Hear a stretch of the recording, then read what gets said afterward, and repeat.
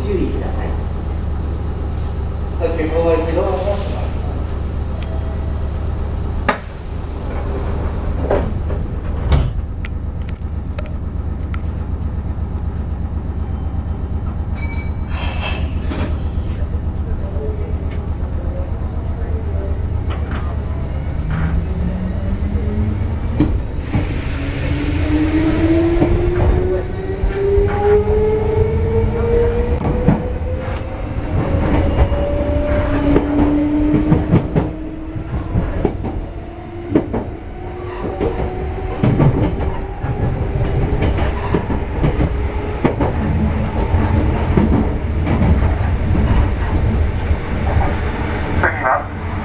10分前に止まります。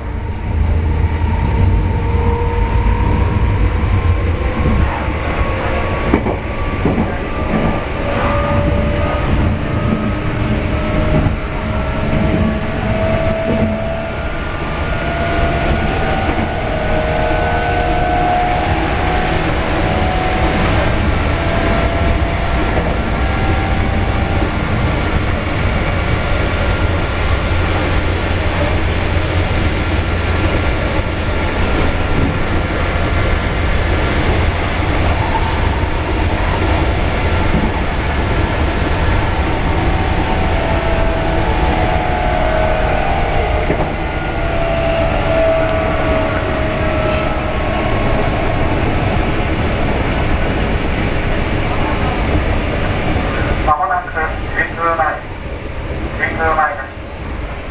桐生東岡崎豊橋方面名古屋本線はお乗り換えです。4番ホームでお待ちください。神宮前の次は常滑線大田原に停まります。